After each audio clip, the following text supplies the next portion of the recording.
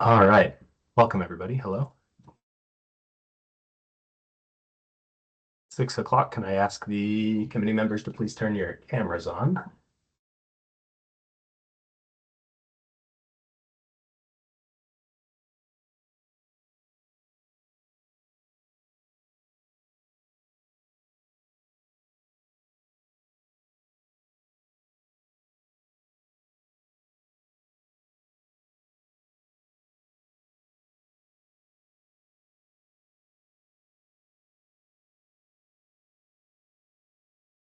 All right. I don't totally see enough committee members here, so we'll give it a moment.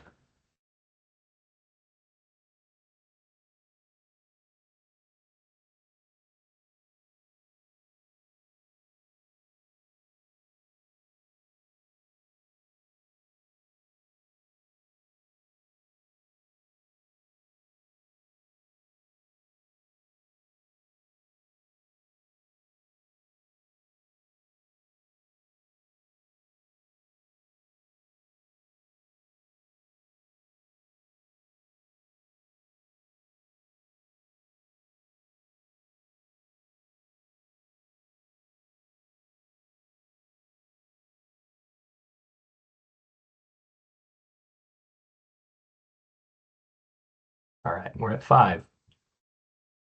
So wait, now one more.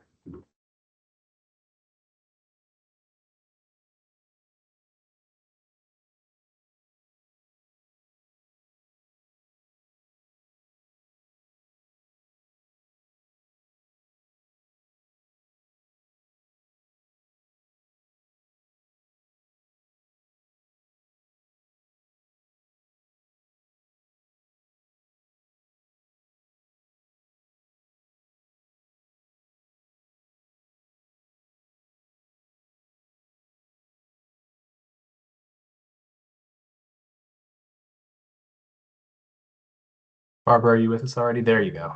All right. Hello. Okay, I think we have enough to begin here. This is a meeting of the Animal Shelter Advisory Committee on December 11th, 2024. It is 6:02 p.m. Item number 1 is the call to order. Maribel, can you please call roll to establish the quorum? Yes, sir.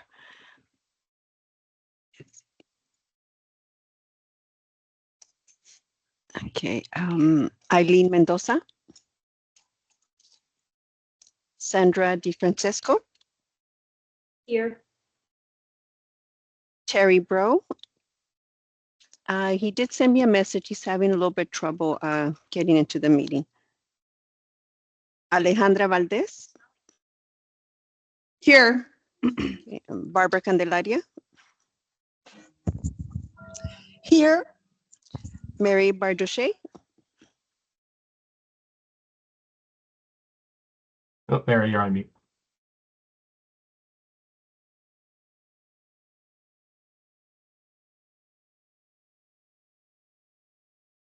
Okay. Stephanie Frias.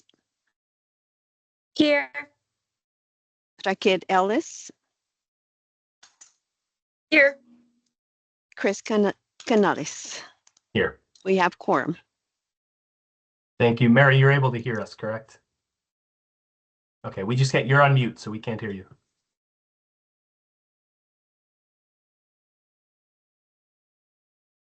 Okay, we can move then to item number 2. This is discussion and action on approval of the minutes for the November 13th, 2024 meeting. I'll entertain a motion to approve. I'll move to approve those minutes. Okay, there's a motion from Sandy. Is there a second? A second. And a second from Stephanie. We have a motion and a second to approve the minutes for November 13th, 2024. All those in favor? Aye. Aye. Any opposed? Terry, was that a vote against?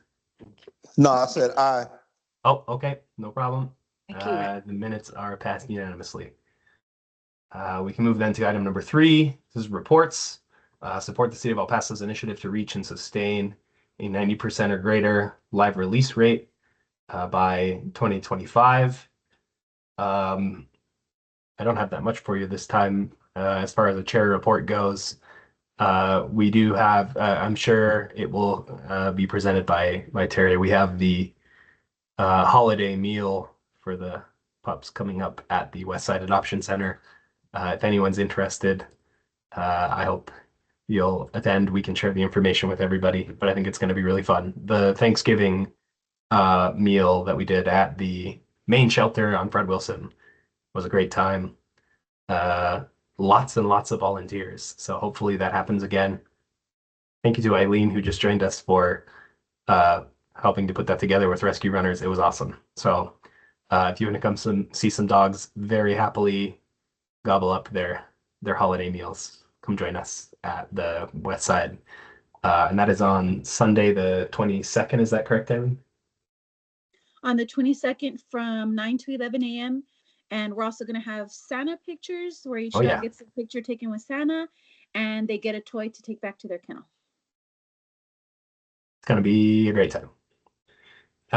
That's all that I have for the chair report. Does anyone have any comments on that item 3A?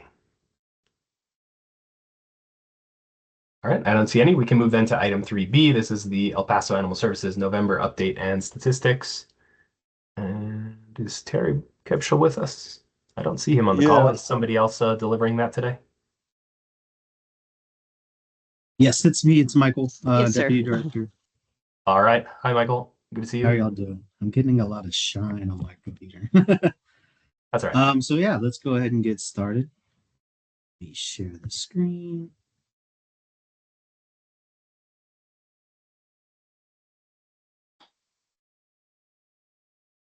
And I think most people know you, but just because you're not our regular presenter, do you mind giving a quick introduction? We have some newer folks. Of course. So if you haven't met me yet, or I haven't had the privilege of meeting y'all, my name is Michael Waxman. I'm the Deputy Director for the El Paso Animal Services. So if you know Terry, I'm right underneath Terry. So if you have any questions, hopefully I can get those answers for you. So I don't see us blowing up. We see it. Okay, perfect. So the director's report. So these are, again, if you're not familiar with our goals for the entire year, these are our goals. So reducing the number of animals entering the shelter. So it's not a denial of a service. It's how do we prevent animals from entering the shelter through means of community outreach, through means of helping the public, whether they just need a bag of food or something like that. Our goal is to keep animals in their home where they are already thriving. So hopefully we're that last goal for them. Again, providing healthier pets for goal number 2, comfortable living conditions while we're at our shelter, increase our positive outcomes, increase our social awareness, which you will see later on in the slide, and then provide a safe environment for employees and opportunities for professional development. These are our stats. So our intakes for November, as you can kind of see, kind of a lot. 1749 is our total. So we got our strays at 1444 and so on and so forth. And where it really comes into play is where you compare it from month to month. So that's this slide. So kind of going back to those goals, we had a drop in our intake from September to October to November, where we're at that 144. So almost 200. Which you'll see that is coming from our cats. So as you can see, our September, we kind of had a high volume of cats, 817, still kind of in that kitten season kind of territory. And then October, we had a larger volume, 857. We contributed that to OPK. So if you don't know what OPK was where we had some veterinarians come in to town to help spay and neuter some of our stray cat population. So what you'll see is that drop dramatically down into November when that cold weather kind of starts kind of coming around. That's when you'll see in general, the cat population intake kind of diminish, but you'll see that dramatic cut from 857 to 620 on our intakes. And then this is our outcome. You'll notice 921. Again, this is kind of a great number for us. If you weren't part of this meeting last month, we had a record-breaking October as far as adoptions go. Again, another record-breaking November. These are both October and November were our best months in over a decade. So October was the best month of October in a decade, and this is our best November in over a decade. We are on track to have our best December of a decade. So again, a large volume of adoptions. That's kind of our goal. Get them out, get them to loving homes, and then hopefully they can stay there. And then again, kind of comparing that to the months past. So you'll see 805, 998 was our really, really great month. I will include our small mammals. If we include our small mammals, we are over 1,000 adoptions in October. And then November, again, another great month for adoptions at 921. Our return to owners. So these are the ones that are either coming in as strays and we're able to return them to their homes through our microchipping events, or just in general having a microchip, or through our APOs, which is our animal protection officers. And I wanted to highlight a little bit about that on a couple slides from now, but our APOs were able to return 111 animals in the field. So that means that we prevented 111 animals from even entering the shelter. Our APOs were able to return them essentially as soon as they got out to their rightful owners. These are our foster numbers. So what you'll see is, again, a large volume of animals out in foster. What does help us is that we did bring in our new veterinarian a couple months ago. So we are able to start tackling those outstanding spay and neuters through our foster team. Just a shout out to our foster team and our fosters. These animals are being handled by essentially 2 to 3 people. So it's a lot of animals that they have to keep track of, and making sure we're getting them spayed and neutered, appropriate, and vaccinated at an appropriate time. So again, large volume of animals out in the El Paso community. And then this is a new slide. So this is a slide that hasn't been kind of showcased to the ASAC, but it is important to both myself and to the people that are running the program. This is our field ops team. So a lot of people don't necessarily know what our APOs are up to. They don't know what an APO is, an animal protection officer. So they don't even know what they are. They just know that there's somebody out there driving a vehicle that has El Paso Animal Services on the side, but they don't know what they do. So again, this is kind of highlighting, and we're going to make this a standard thing moving forward, but kind of highlighting the awesome things that our team out in the field is doing. So as you can see, they've microchipped over 200 pets in the month of November with rovers and the officers. So it's a lot of animals that haven't been registered yet through a microchip. And so we want to get them microchipped. So if by chance they get out at home, we're able to get them back to the rightful owners, again, preventing them from coming into the shelter. The other aspect of that is you'll see that they responded to over 2,500 calls for service for just that month of November. So we're getting a lot of phone calls through our 311. Some of them are warranted, some of them maybe not so much. So again, a lot of people are calling for services, and the question is who provides those services? And the answer is our field team. So they're going out to those calls. Of those 2,500 calls, we were able to cite over 800 violations. So whether that is improper housing, whether that is consistent noise complaint, it can be a variety of different things, hoarding situations, something like that. Those are those violations that we issue. And then once they get issued, they kind of go to the court system to kind of be handled from there. And then of those 800 violations, over 522 impoundments. So these are animals that we did not want to come into the organization. Again, we want them to stay at home, but we found that 522 of them were not in the proper situation. And so we wanted to bring those guys in to help provide a better life for those animals. You'll also see that they canvassed. So that canvassing occurred around the fountains. So what that canvassing entailed was we just want to make sure the public and is kind of aware going into the holiday season about the different things that are kind of needed. You want to make sure your animals are rabies vaccinated, again, having microchip, kind of explaining what rabies is in general. You also are kind of wanting to kind of put that bug in the people's ear that their neighbors, we want to make sure their neighbors are taking care of animals properly.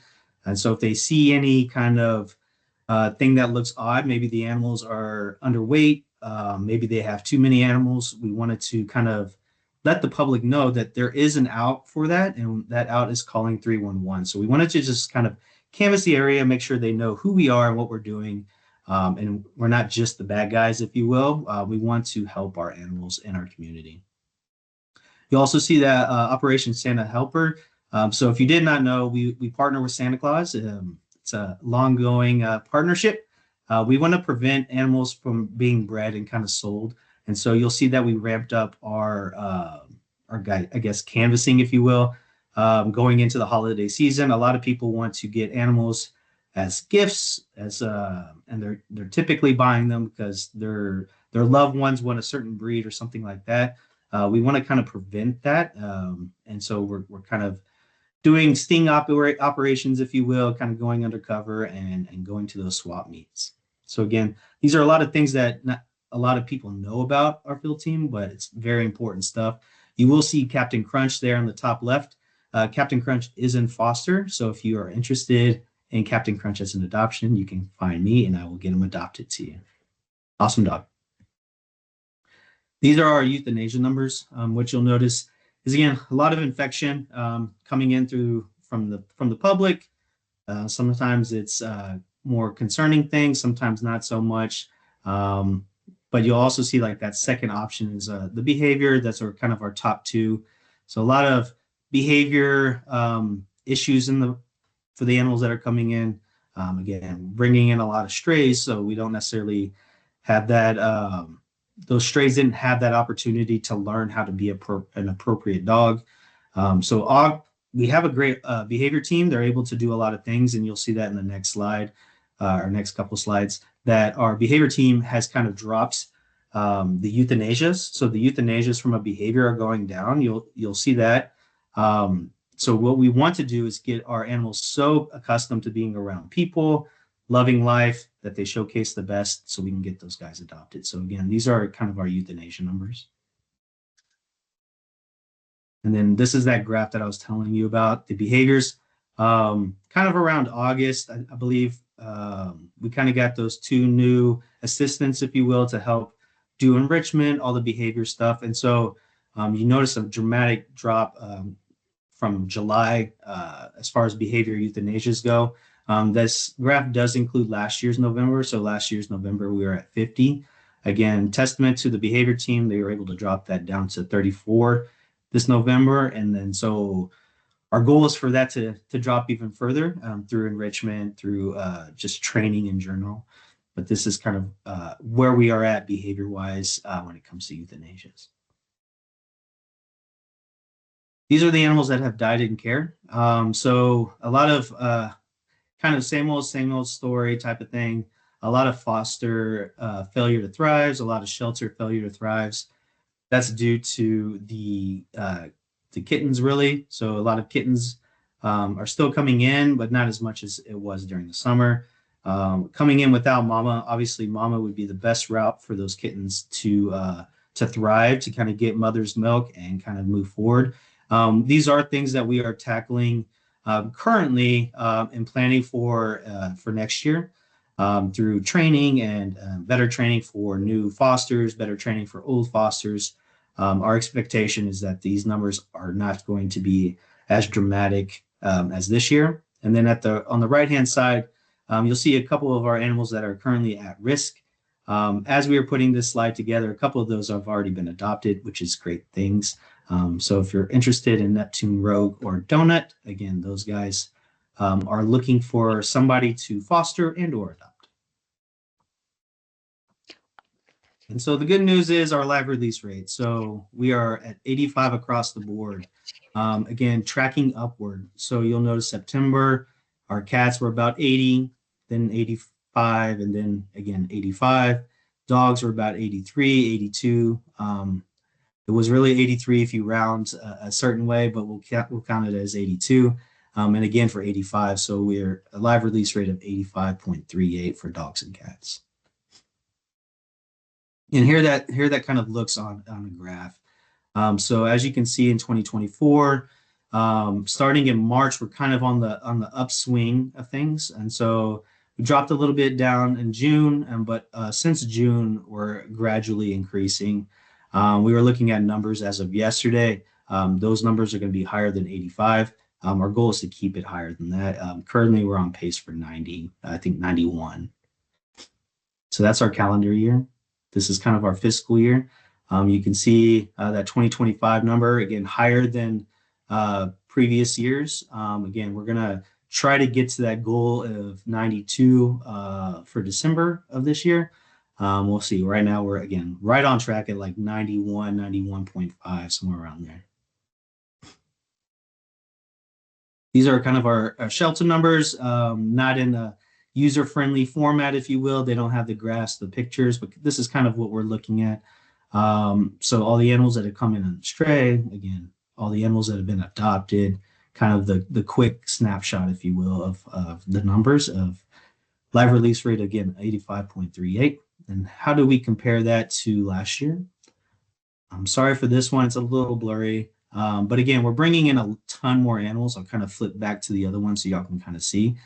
A lot more animals that are coming in with the same amount of live release rate. So doing crazy good adoptions, doing crazy good return to owners. We're doing a great job at servicing the public when it comes to our TNR cats. All around, just doing a great job of getting animals into loving homes.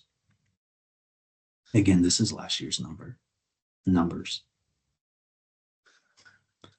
And then this is kind of our total intake. So again, 1749. A lot of people still assume that we are a closed intake or managed intake. It's not the case. We do take animals in all the time, and you'll see that through the 745. These people just showed up at the door, and we took those animals in. A lot of our animals are still coming in through field intakes, but it's no different than our other intakes. So again, these field intakes are going to be through our animal protection officers responding to calls, picking up strays, stuff like that. That dog right there, I believe that's Tessa. I got to look at the top of the forehead. If that is Tessa, Tessa has been adopted. But Dwayne there, the gentleman who's holding the dog has not been adopted. So if you're looking to adopt Mr. Dwayne, I'm sure he would love to be spoiled by somebody. And then these are some of the events that we currently have going on or coming up in the future. So Empty the Shelters is going on to the 17th. Again, Winterfest, things that we do every year. That's going up all the way to, I think, January, if I'm not mistaken. And then we have the Love for the Holidays. So kind of that same program we did last year where the animals are able to go home for the holidays. Secretly, our goal is that they stay home and they get adopted by the fosters. But if you're looking to just take an animal home, get them out of the shelter for a couple days, that's what our Love for the Holidays program is for. So again, just kind of a break from the shelter. And again, some of these up and coming events, I'll let y'all kind of look at these if you want to take a screenshot. But we got a lot of events happening. A lot of free microchip events have already happened. And again, that Bissell Empty the Shelter is currently going on. And that leads me to the last slide. Does anybody have any questions?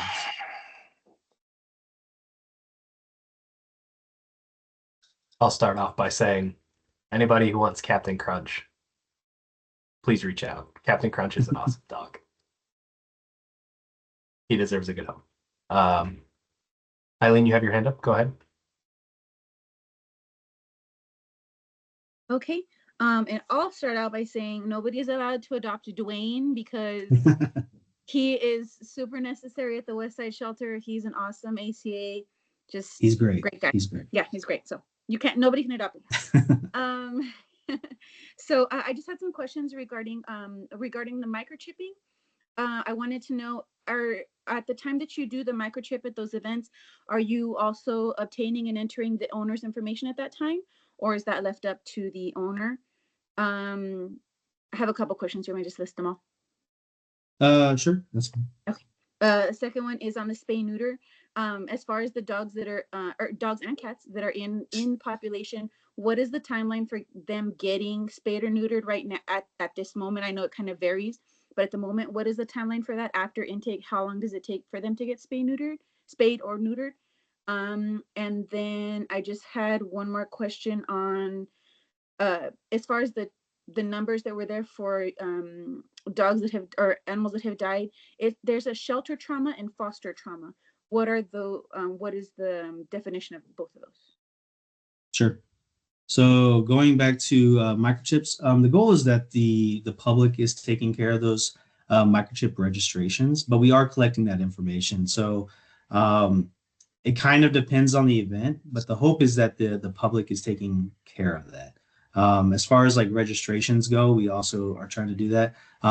Don, who's had his hand raised, he can speak more to that. So I'm gonna let him kind of take over that question. As far as the spay neuter timeline, ideally we want to do that as soon as they emancipate. Emancipate meaning as soon as the animals, I guess, are granted ours. So there is a stray hold that we have to keep animals on in hopes that their owners reclaim. So the idea is to get them as close to that emancipation date as possible. Currently, it kind of depends as far as vacations go and the holidays and all that kind of stuff. But right now we're averaging about 30 surgeries per foster or per day for foster groups, and about 20 in-house surgeries a day. So it just kind of depends as far as the numbers go. And the died in care, what's the difference? So yeah, some animals, they might take an animal home who ends up passing away due to trauma or just, again, failure to thrive type of situation, but it's not labeled as failure to thrive. And the same concept as far as coming in. So sometimes these animals, again, hit by a car, the field team has brought them in, so they may pass on the transit or as soon as they get here. I hope those answers your questions. And so I will pass it to Adonis in regards to the microchips. Good evening, everybody. This is Adan Parra, the operations manager for the shelter. So Michael was correct. It kind of does depend on the type of event, but if you're asking specifically about the mega events where we do several hundred, typically around 700 to 800 free microchips, we collect that information and then staff inputs that over the course of the following week. Because we're so fast paced, we don't have the capability to input it right then and there, of course, but we do get that input into the system over the course of the following week. And that is one of the major intents on having these events, is capturing that information and then having that translated into our system. So if one of our officers or one of the county officers, TIGWA officers, encounters a pet that's got a microchip in the field, they can take it right back home rather than bringing it to the shelter. We also do the free microchips there at the shelter as well. Those are input right then and there. And then the other ones that we do, the smaller pop-up events that we do with the resource rovers, where they typically do anywhere from 50 to 100. Those are also input over the course of the following days after that event. So it depends on the size of the event and how soon we can get that information in the system, but we do put that in the system, which then translates over to the national registries as well. Does that answer your question, Eileen? Yeah, it does. The microchipping, I was curious for that reason, just to make sure that we are taking the initiative on doing that, because like I don't, we give them the form and like I know they're never going to fill it out and it doesn't help us any. So that's good. Thank you for letting me know that. And then on the spay neuter, I specifically noted it only because I know we have Uso out right now that we're trying to help him. He's on the at-risk list and he's been there for 2 months and he's still not neutered. And so I know that he's having some reactivity issues. And so I was just wondering if maybe getting him neutered I know that we say that sometimes that might help them with that. So I was wondering if that's on the list for him. But that Yeah, it's a good question. So kind of going back to those microchips, we kind of give our clerk team kind of homework, if you will. So they have a goal to put in so many per person. So again, we try to get that done within a week, just to make sure it's as quickly done as possible. So if I'm not mistaken, I think that's like 125 per person to kind of do as quickly as possible. As far as the surgeries go, our goal is to prevent animals going into foster in general that are unspayed or unneutered. So when it comes to in-house surgeries, we do try to prioritize the animals that are in our what I consider our adoptable areas. So like kennel A, kennel B, kennel C. We try to get to those guys first and then kind of work toward the back of the house. Again, as we get more and more of these surgeries going in, the goal is to get as close to that emancipation date. Hey, it's day 3, or hey, it's day 6. Let's go ahead and get them scheduled for surgery. Because again, the goal is to kind of prevent them to even go in that route of fosters, in hopes that we can just get them adopted instead of going through the foster program. Right, and I think that we did have a couple people reach out, but they are outside the county, so they're in Santa Teresa, I believe.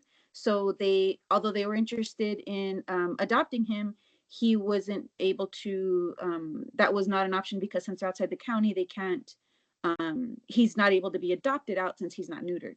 So Sure. I just wanted to make sure that wouldn't be something they would um, hinder his possibility for getting adopted and not having to be since he is at risk, that would hinder his adoption possibilities. That's What I can do for you is I can look at that when I get back into work tomorrow, and see if we can get them on the surgery list as soon as possible.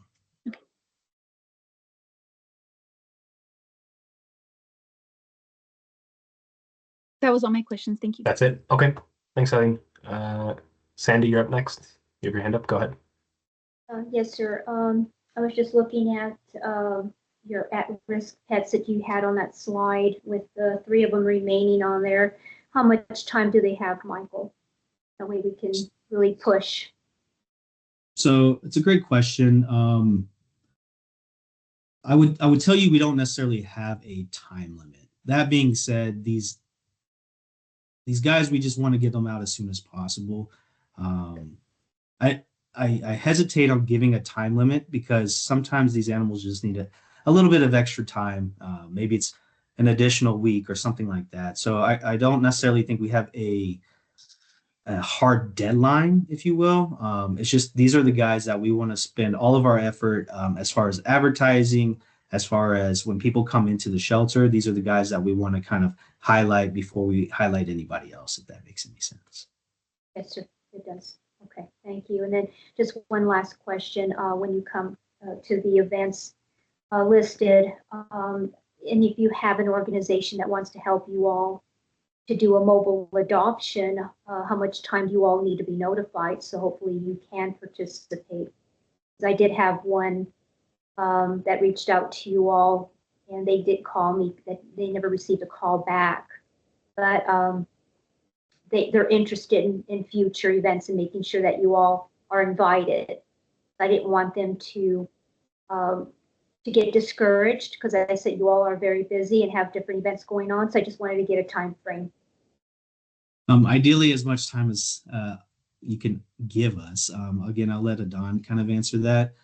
We are kind of revamping some of the things that we are doing in the organization to help answer some of those potential emails and questions. That's currently being worked on, but I'll let Adon kind of elaborate more on that. Good evening again. So we're typically booked out at least 1 month in advance, sometimes 2 months in advance, depending on the height of the busy season. During the summer and when the weather's a lot nicer, people are having a lot more of the outdoor events. So there's a lot more requests for us during those months. But say around this time of the year through about the end of February, we're typically only booked out about a month. So yeah, I would say at the very least that 1 month in advance. And as Michael mentioned, we are kind of restructuring how who oversees and how uh, all of those outreach type events are managed and overseen. And so hopefully we'll be able to get out to a lot more events, but we're at least wanting to be at 3 to 4 events a week. Of course, the one person that runs the offsite option van only works 5 out of the 7 days a week. So um, we are bound by that constraint, but we absolutely always consider doing more than the 5 days a week. I hope that answers your question, Sandy. It does, Adon. The only thing, please just make sure that if they can't participate, if they're managing these calls, that they can just do a courtesy call back and let them know that yes, they're interested, but right now they wouldn't be able to do the event depending on the time frame and the date. But at least call them back and make note of it, so that way maybe any future events they can hopefully participate with this organization. If you can send Maribel the contact information for that organization, we can definitely call them back. I don't know where they reached to, or maybe they had an email wrong or a phone number wrong, but we try to do that for everybody that reaches out, is get them at the very least a response, whether it's yes or no. Okay. All right. Very good. Okay. I'll make sure and pass that along. Yes, sir. Thank you. All right. Thank you, Sandy. Are there any other comments on the shelter report? All right. I don't see any. Thank you, Michael, for filling in No problem. today. No problem. And like Chris mentioned earlier, if you're interested in walking some dogs for that Christmas event, that is, again, the 22nd. I brought y'all back to this slide because this is some of the pictures that we had during that event. Those middle two, again, it's a large volume of people, and it does wonders for the animals. So if you are interested in that, please reach out to Chris. I'm sure he can get you in contact with Eileen or somebody. Yeah, absolutely. I'm happy that I made the slideshow this time. Yep, he's back there. I don't know if you can see him. He's in that third picture. He's holding some food.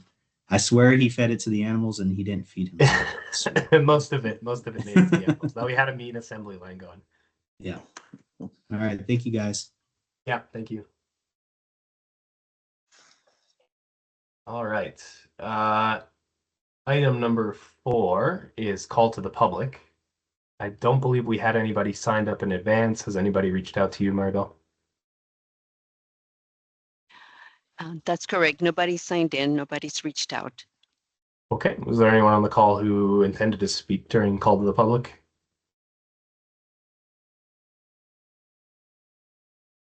All right. I don't hear anybody. I think we can move then to item number 5. This is the main agenda. Item 5A is research and advise on effective ordinances and policies to improve overall health, welfare, and safety for animals.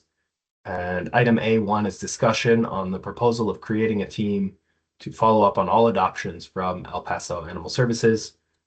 Mary Barduchet posted this item. Mary, you want to introduce us? Go ahead.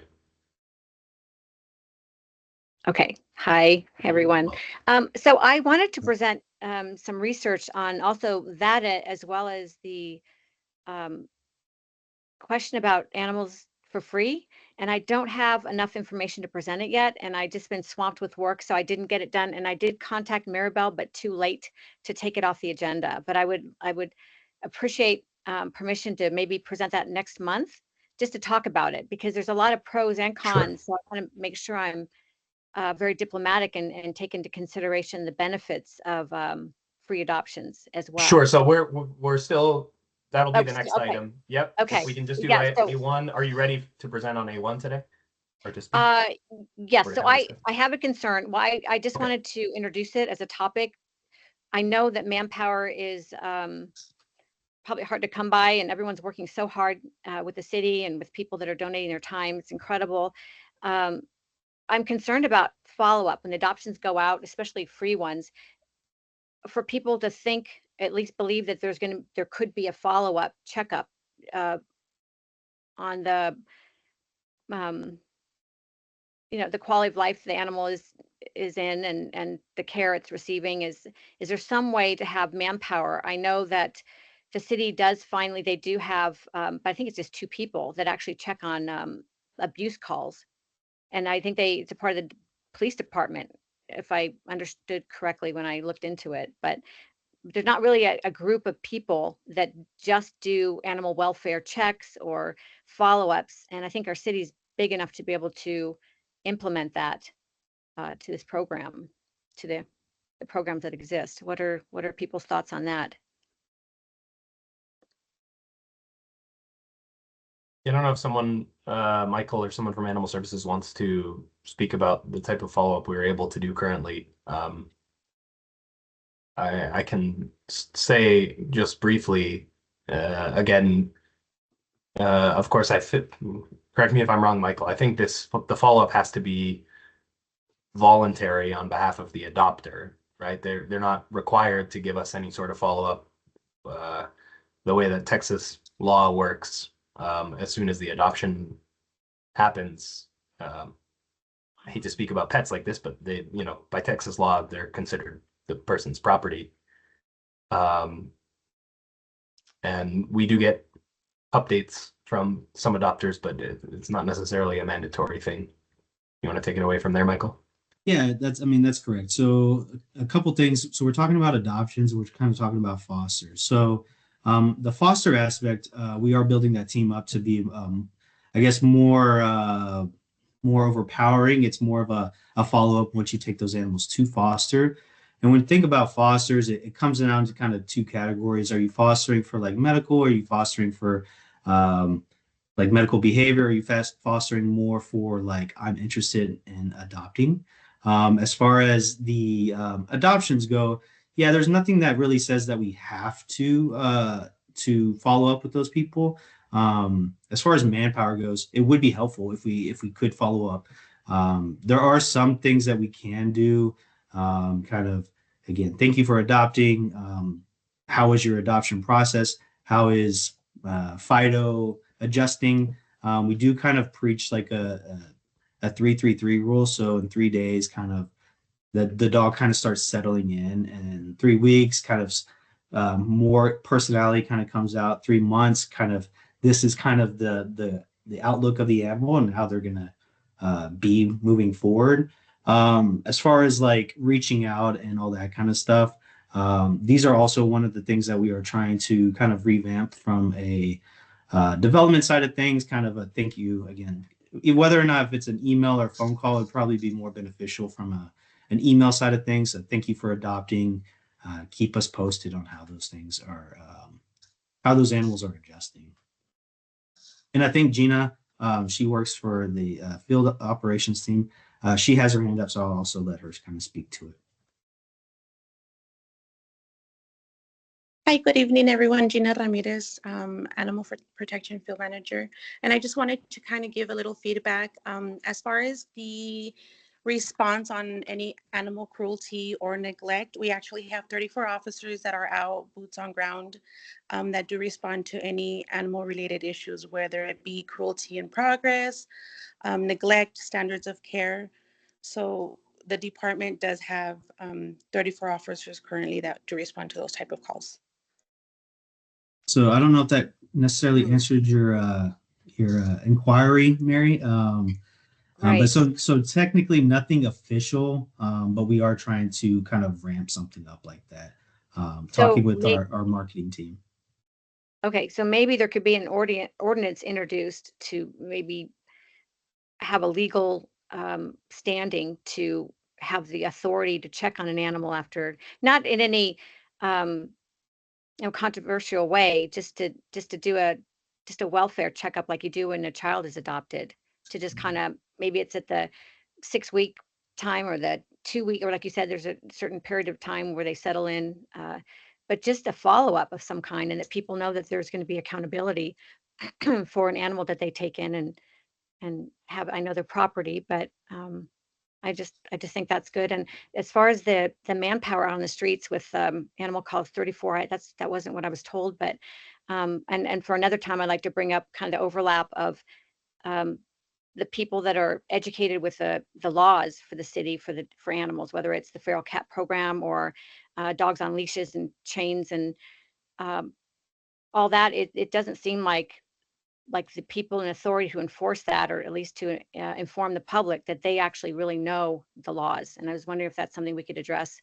I'll maybe put that on, for next month. But that is not clear. That is not clear for the people that are in authority of what the laws are. So maybe there could be a training for the people, these 34, 35 people out there, so that they're just clear on what they're supposed to be telling the public.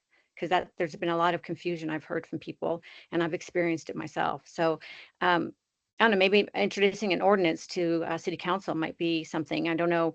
Ms. Barduche, if you don't mind, this Sure. is Carlos Armendariz, Assistant City Attorney.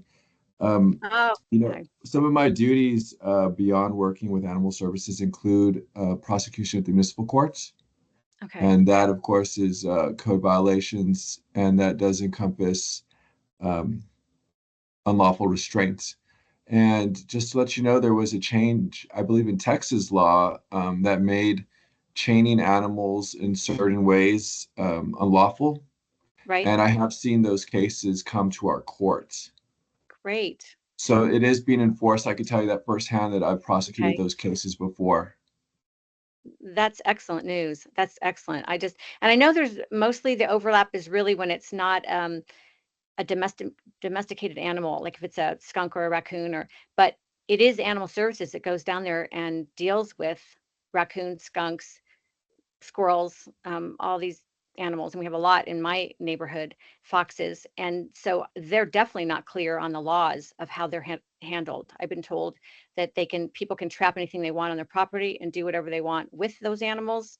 I've been told, no, they can't do that. They have to call the city.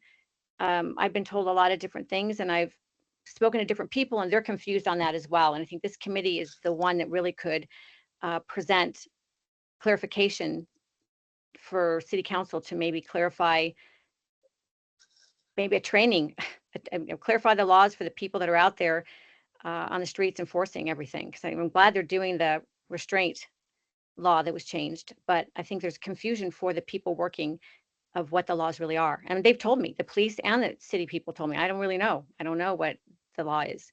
And that's not good. So there needs to be clarification. Mary, I definitely don't want to shut you down.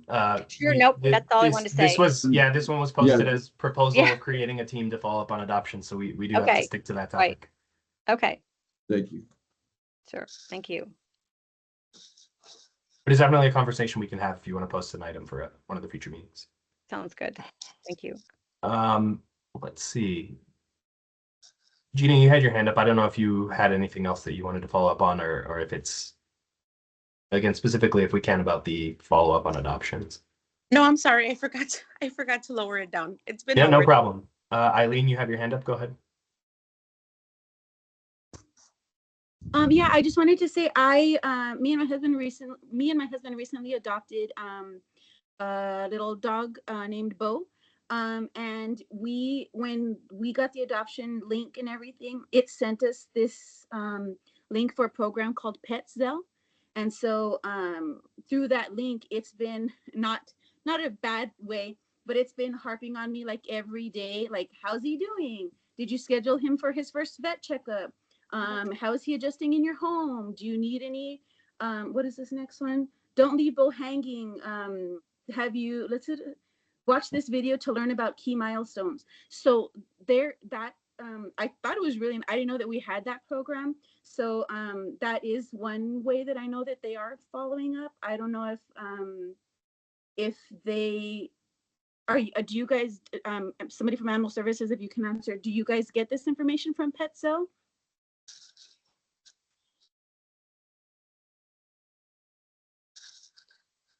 So we have Michelle. She runs our kind of marketing and development team. So I'll let her answer that question. Hi, Hi, good evening, everyone. Michelle Anderson, the Marketing and Public Engagement Manager at Animal Services. So PetCell is a new program that we are just started piloting. We have been working with that technology company as a way to provide that follow-up, that adoption follow-up to all of our adopters. It's a really great resource that we've seen a lot of other shelters across the country utilize. And so we're really excited to be piloting that. That just started a few weeks ago. So really kind of working out some of those bugs and stuff like that. But it is all information that we are coordinating directly with PetCell on.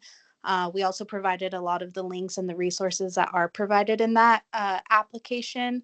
So it is a direct partnership that we have with PetCell, and just kind of working on the kinks as part of the pilot program. Right. Hold on. Well, let's let Eileen finish if we can. Go ahead, Eileen. Did you have more? No, that was it. I just wanted to mention that there is some type of follow-up that I was in. I mean, I liked it. I liked that it was kind of harping on me to do that. And so I'm glad to see that there is an option, and like to see how I'm excited to see where it's going to go. So thank you.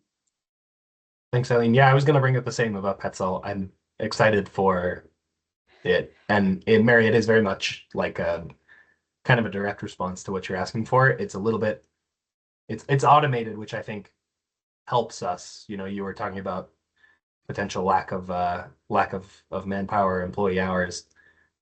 This helps a lot. Right. As long as, you know, it can flag some responses to the team, and then they can do manual follow-ups. So right. Maybe shelter staff, we'll make sure we get something on the agenda for next time, potentially, if you can present about PetCell and how it's going and what it looks like. I think that'd be beneficial. Yeah.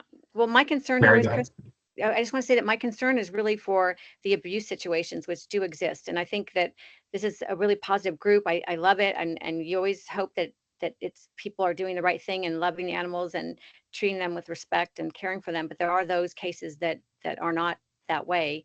And there's a responsibility behind handing a living creature over to another person to a certain extent. And I'm just thinking that there should be some form of authority that goes and checks on the animal and tickets them if the animal is in the backyard chained up or starving or dead, or I mean, you can't do anything about that. You can't prove anything, but I'm just saying there should be some follow-up. Other cities do have that. And I, again, can get information for the next meeting, just sort of a format of what other cities do. So not, you know, not just that it's going on in other cities and how they do it. And maybe we could follow that or look at how that would work. But I feel like there should be some kind of authority behind the adoption where people take it seriously and that they know that if something goes wrong, they're going to be held accountable. And we don't want to make it ugly. And it's a blessing that they're coming in and adopting the animals. And it should be a happy experience, but there should be a liability there. Just like the city had a liability. I remember when I started the adoption program that the huge thing of stopping the adoption program 30 years ago was that the city had a liability with rabies, and we had to work with attorneys and get the liability taken care of.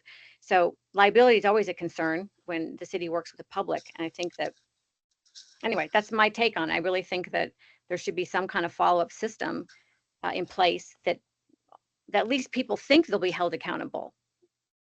You know, to do their best and to adopt in good faith would be something that I think is important.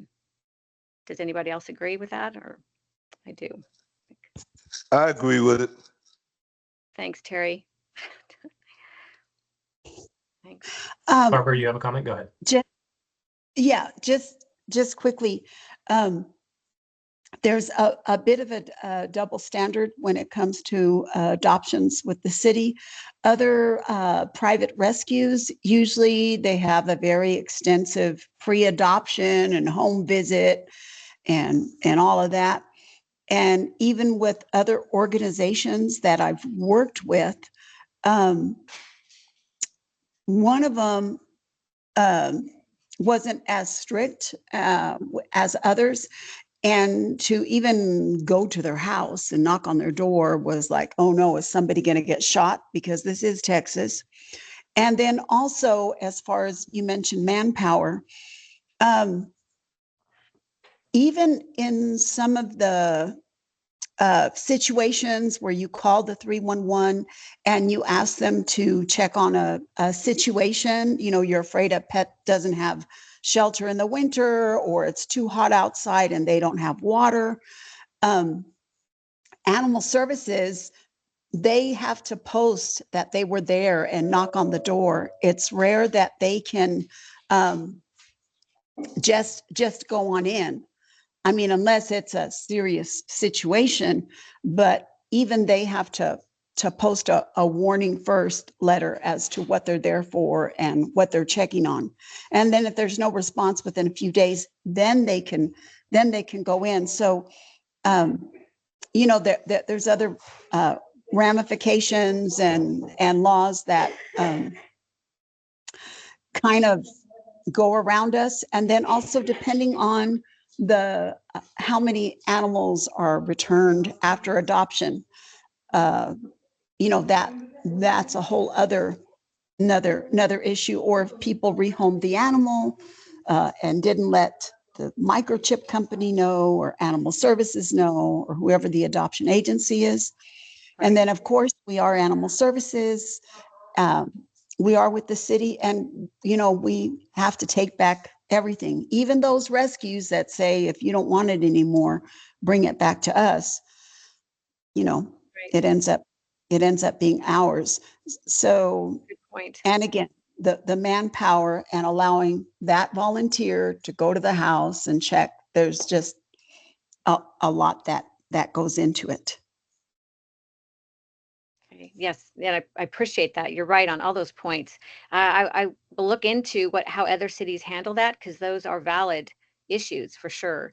But I know that I know Chicago, I know Houston, I know there's some cities that are implementing some really good programs, and they're not perfect, but they're at least, I mean, like a lock on a door is really just keeping honest people honest. I mean, you want to at least put something in place that people know that if something goes wrong, they might be held accountable. I think it's just something that that should be part of the adoption process, and to not have it seems flagrant to me. It just seems I don't understand why it's not already implemented actually. So I'll look into it and I'll present it next month. We can talk more about it. And I thank you for that input, Barbara, because I will certainly consider everything you said when I look into it.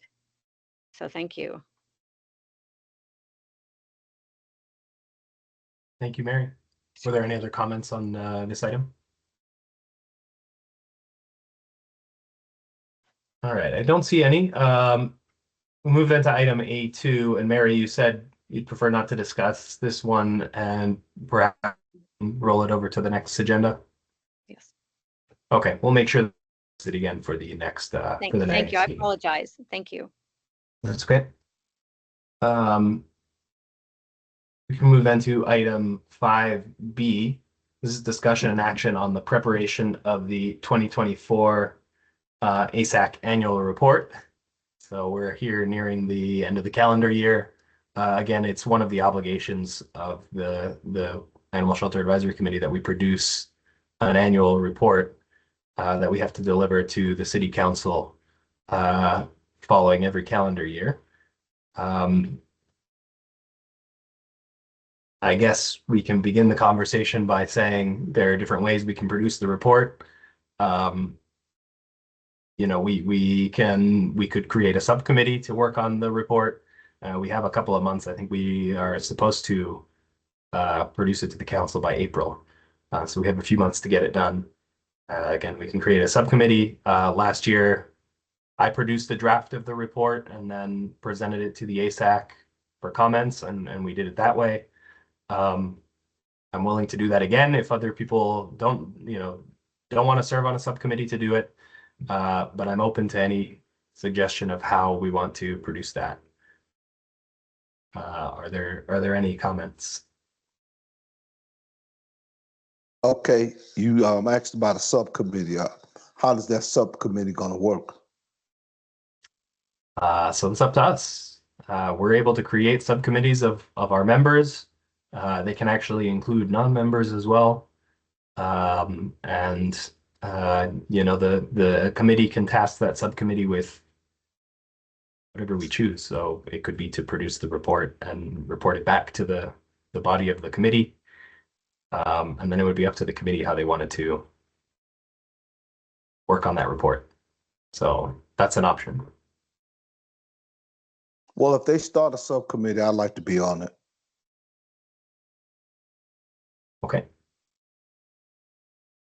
there any other comments of folks who have input on how they want to do this?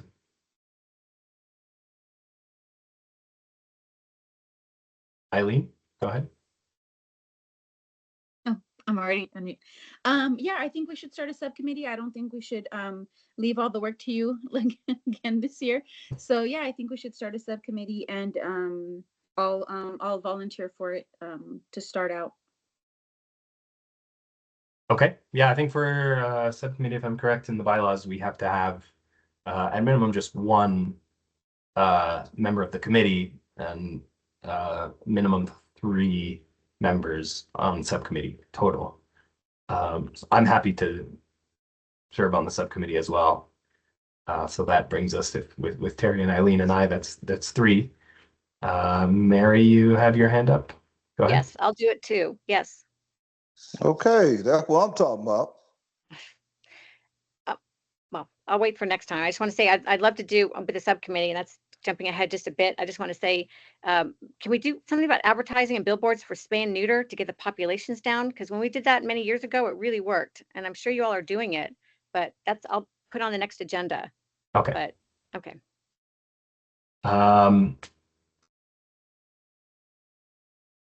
Okay. Do I see any other comments? I think we can entertain a motion to create the subcommittee and nominate the membership. Anyone would like to do that? Yes, I'll move to do that. I'll second that. Is that, if I understand correctly, that motion is to create a subcommittee for the preparation of the 2024 ASAC annual report, an ad hoc subcommittee, and the membership being Mary Barduche, Terry Bro, Eileen Mendoza, and myself. Do I understand that correctly, Mary? Yes, yes. Thank you, Chris. Sounds good. Okay. On that motion, all in favor? Aye. Aye. Any opposed? Okay.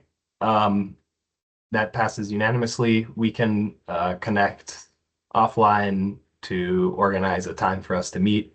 Again, I think that can happen into the next couple of months. We'll hopefully try to meet before the next ASAC meeting, but we do have until April to finalize this report. So we'll try and have a draft back to the committee at a reasonable time, maybe by February. A few more housekeeping items here. We'll move to item 5C. This is discussion and action on ASAC meetings for the next fiscal year. We are required to set out our schedule of meetings for the entire year. Again, we typically meet on this regular schedule of the second Wednesday of the month. Am I correct in saying that, Carlos? This is the second Wednesday. That's correct. At 6 p.m. By virtual meeting. We can choose to do whatever we want, but that is a schedule that has kind of been consistent and has worked for the committee over the last many years now. Is that what we want to continue doing? Again, welcome any input from the members on how or when essentially we want to meet. And we do have to lock it in for the entire year because we have to publish those dates. Terry, you have your hand up. Go ahead. Yeah, I mean, we talk to each other across this platform. Is it a time, maybe like once every 6 months that we get together? Have we ever thought about that? So we had some very extensive discussion last year about the possibility of doing some in-person meetings, and we could not find a date where we could get a quorum of this committee in person all at the same time. Oh, okay. That was the problem that we ran into. It's if other members of the committee want to explore that, we can have a conversation about that. But we ran into quite a lot of trouble finding days that we could meet in person and everybody could make it. I mean, because we sit on this platform for an hour and a half. You know, just throw it out there. You know. But I'm a new member, so I don't know what went on before this. Mary, Yes, you ma'am. have your hand up too. Oh, I just want Go to ahead. say, it is true in psychology that more gets done when you're in person, but I totally understand not being able to get a quorum. I mean, I get that totally, but I mean, whenever you have meetings, it's always rule of thumb is, at least for business, in person is much more productive. But we seem to be super productive. You all are really. So I'll leave it to you, Chris. And good luck with the scheduling. Yeah, that was what was difficult, was just finding a day Right, that would work right. for multiple people in person. This at least offers some flexibility to people. Right. Um, Right. So again, it is a matter of the committee proposing and voting. So if anyone would like to uh, make any motions related to our schedule for next year, uh, whether that's maintaining the same schedule we have now, which is every second Wednesday at 6 p.m. by virtual meeting, or something else, welcome all ideas. But we do need a motion.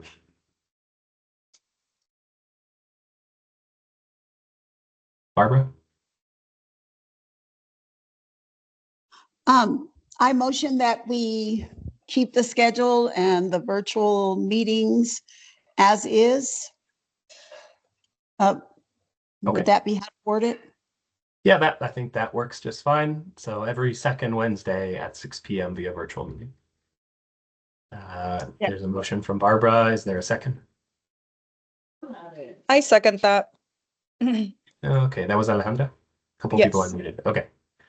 So we have a motion and a second to maintain the meetings every second Wednesday at 6 p.m. Via virtual meeting. All those in favor? Aye. Right? Any opposed? I hear none. I think that motion passes unanimously, and we'll keep doing what we're doing. Item number 5D is election of the chair and vice chair. You'll notice it says for the next fiscal year. This was an error on all of our parts. We were actually supposed to do this election. Everything else we operate on is calendar year, but for some reason in our bylaws, the chair operates on the city's fiscal year. So we did miss this. We'll come back and do it now. So just so it's clear for everybody, this will be the chair who will serve through August, not to the end of the year next year. And hopefully we can get back on schedule correctly with chair and vice chair elections. Again, this is essentially just a nomination process. So if anybody would like to nominate anybody for these positions, we can do that. Obviously, the person will have to want to serve, and we'll do that for both of the positions. I'll say I've done 2 rounds as the chair here. I'm happy to continue if nobody else wants to do it, but I also welcome anybody else who wants to jump in and be the chair. So, Eileen, you have your hand up. Go ahead. Actually, that was my question. I was like, wait, you're the chair. I thought you had to be the chair. And secondly, who's the vice chair? I apologize. I don't know who it is. No problem. It's Barbara. Oh, okay. Oh, Barbara. I didn't know that. I'm sorry, you guys. Okay, well, thank you for informing me. Yeah, no, it doesn't have to be me. Last time we had an election, I don't think anybody else wanted to be the chair, so I continued. I was nominated and continued, but But no, it does not have to be me. In that case, I would like to re-nominate Chris. Yes. Because I think we've got everything seems to be pretty orderly. And I think it's going good. So I would like to re-nominate Chris as the chair. Yes. Okay, Sounds good. Is there a second? I do. Second. That's when my All hand right, was up. a second from Mary. My hand is up for you. So there's a motion and a second to nominate me as the chair. All those in favor? I Aye. Any opposed? All right, that motion passes. So I'll continue for at least one more year as the chair. Somebody maybe can volunteer next time. We do need to elect a vice chair as well. Again, Barbara has served us well as the vice chair over the last year, and I'll entertain any motions related to the vice chair position. Or any discussion as well. Eileen, go ahead. I'll renominate Barbara as well. Again, I think everything's going pretty orderly. Again, as long as she wants to remain doing that as well. Unless anybody else wants to volunteer too. Barbara, is that okay with you? Okay. Okay. And I second that for Barbara. Okay, so we have a motion from Eileen and a second from Alex to nominate Barbara as the vice chair. All in favor? Right. Mostly a vote of hands. Any opposed? All right, and Barbara is elected as the vice chair. That was fairly painless this time. Thank you all. Thank you. We can move then to item 6. This is the future agenda items. I'll say it the same as I do every time. We can have a discussion now about any future agenda items. I've noted the reposting of what was a 2 today discussion on update of free adoptions from Mary. We'll make sure that gets captured for the next meeting. Is there anything else that anyone would like to post or to add to the agenda for the January meeting? And as always, I'll say, even if you don't bring something up today, anytime between now and the agenda deadline for the next meeting, you can send items to Maribel and copy myself if you like, and we'll add those to the agenda. Mary, you have something for us? Yes, I would just like to add the idea of the campaign for spay neuter, because I haven't seen one in El Paso for a while, and they're really, really effective. And it's just looking at the numbers, even though Animal Services is doing a great job with the, placing them, and there's just a lot of animals that are coming through there, and maybe we can help with that with some kind of campaign, and we can work with advertising people here. Maybe they'd be willing to do pro bono work of some kind, the newspaper, the magazine, and I'd be willing to work on that. That's part of a subcommittee, but that would Okay. be the agenda. Okay, thank you. Yeah, we'll get that on the agenda for next meeting. Thank you. Is there anything else? Okay, like I said, any ideas come up between now, well, in the next couple of weeks before the agenda is assembled for the next meeting, please shoot those over to Maribel and to myself, and we'll get those on the January meeting agenda. We can move then to item number 7, which is the adjournment. The next meeting is scheduled for Wednesday, January 8th. Yeah, January 1st is a Wednesday, so second meeting of the month. It sounds early, but January 8th is the second Wednesday of the month. Wow. So we will see everybody in the new year. And the meeting, entertain a motion to adjourn. Anybody? I motion to adjourn. All right. Is there a second? Second. Second from I'll Stephanie. second. And Oh, lots of seconds. Everybody wants to be done. All right. We have a motion and a second to adjourn the meeting. All those in favor? Aye. Bye. Aye. Any opposed? All right. The meeting is adjourned at 7:14 p.m. Merry Christmas, everyone. Yeah, Merry Christmas. Thank you all. Hopefully Happy we'll see you at Christmas. the Bye. holiday Happy event. New in the Dallas. Year. Happy New Year, everyone. Happy New Year. Bye. Bye-bye.